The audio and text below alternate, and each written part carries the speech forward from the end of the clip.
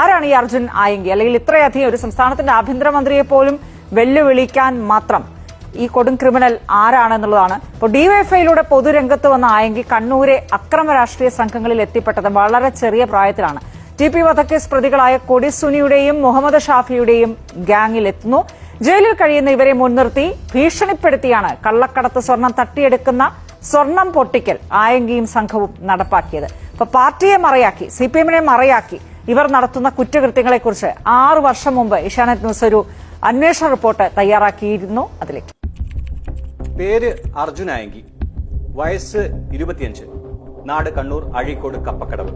2021 June 21 രാത്രി കരിപ്പൂർ വിമാനത്താവളത്തിന് പുറത്ത് ചുവന്ന സ്വിഫ്റ്റ് കാറിൽ കാത്തുനിന്ന അർജുൻ ആയങ്കി രാത്രികാലങ്ങളിൽ സ്വർണം കടത്തുകയും മറ്റ് കാരിയർമാരെ ആക്രമിച്ചും സ്വാധീനിച്ചും സ്വർണം കൈക്കലാക്കുകയും ചെയ്യുന്ന കുറ്റവാളിയാണ് ഇയാളെന്ന് കേട്ട് കണ്ണൂരുകാർ അമ്പരന്നു പോയതിനൊരു കാരണമുണ്ട്.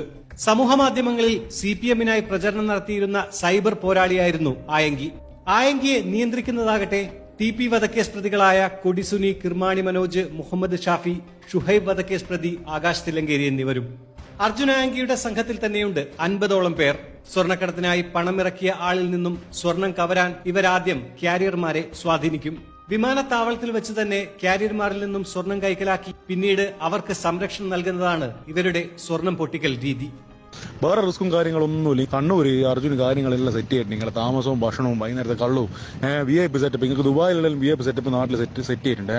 നല്ലൊരു എമൗണ്ട്, നല്ല നിങ്ങൾക്ക് സെറ്റിൽ ആവേണ്ട ഒരു എമൗണ്ട് നമ്മൾ കയ്യിൽ വെച്ചിരിച്ചു. ഓക്കെ വാങ്ങി ബാക്കി ഇനി പറഞ്ഞു കൊടുത്തു കേട്ടോ. ഓക്കെ വൈകുന്നേരം കാണുമ്പോൾ പക്കാ ടീക്കി ആയിട്ട് അവര് പറയുന്നതിനെല്ലാം ഓക്കെ പറഞ്ഞു നിൽക്കും. ഈ നസീർ എന്ന് പറയുന്ന ആൾ ഇത് പൊട്ടിക്കാൻ വേണ്ടി നിൽക്കുന്ന ആളാണ്. പക്ഷെ അത് നമ്മളാളല്ല നസീറിനെയും പൊട്ടിച്ചിട്ടാണ് നമ്മൾ പോകുന്നത്. കണ്ണൂര് നമ്മൾ അണ്ടറിൽ നിങ്ങളെ ക്വാറന്റൈനും കാര്യങ്ങളെല്ലാം സെറ്റപ്പ് ആക്കിയിട്ടുണ്ട്.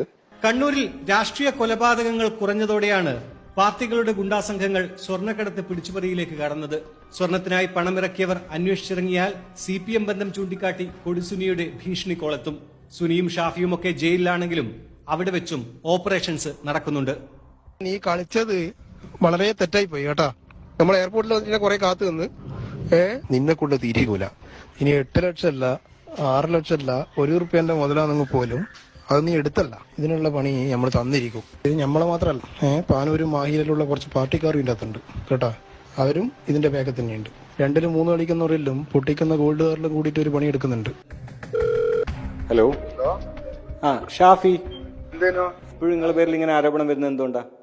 മറ്റേ പാസഞ്ചർക്ക് ഒരു ധൈര്യം കൊടുത്തതാണ്. TP കേസുള്ള കൊടുത്തും ചാപ്പിയും ഉണ്ട് നമ്മളെ കൂടെ. ഓരുള്ളവരും ആരും ഒന്നും ചെയ്യൂല. ഞാനെല്ലാം ചെയ്ത് തെറ്റെന്ന് വെച്ചാൽ വരുന്നാക്കെല്ലാം ഫോട്ടോ എടുക്കാൻ നിന്ന് കൊടുക്കലുണ്ട്. അതിന്റെ ഭാഗമായിട്ട് പ്രശ്നം. പരാതിക്കാരില്ലാത്തതും പോലീസ് മുൻകൈയെടുത്ത് ഈ സംഘങ്ങളെ അമർച്ച ചെയ്യാത്തതും കൊള്ള തുടരാൻ കാരണമാകുന്നു. കണ്ണൂർ കൂത്തുപറമ്പിൽ സ്വർണ്ണക്കടത്ത് കാരിയറെ ഒരു സംഘമെത്തി തട്ടിക്കൊണ്ടുപോയ സംഭവത്തിൽ CCTV തെളിവുണ്ടായിട്ടും ആ കേസ് തന്നെ തേഞ്ഞുമാഞ്ഞു പോയത് പോലീസ് ഒത്തുകളിയുടെ ഉദാഹരണം. ഞങ്ങൾ പുറത്തു കൊണ്ടുവന്നത് മഞ്ഞുമലയുടെ ഒരറ്റം മാത്രം. രാഷ്ട്രീയം തണലാക്കി കൊട്ടേഷൻ നടത്തുന്നവരെ അടുപ്പിക്കാതിരിക്കാൻ നേതാക്കൾ തയ്യാറാകണം. പരാതിയോ തെളിവോ ഇല്ലെന്ന് പറഞ്ഞ് കൈ കഴുകുന്നതിന് പകരം പണിയെടുക്കാൻ പോലീസും തയ്യാറാകണം. വിവിധ ബ്യൂറോകൾക്കൊപ്പം ഏഷ്യാനെറ്റ് ന്യൂസ്, കണ്ണൂർ.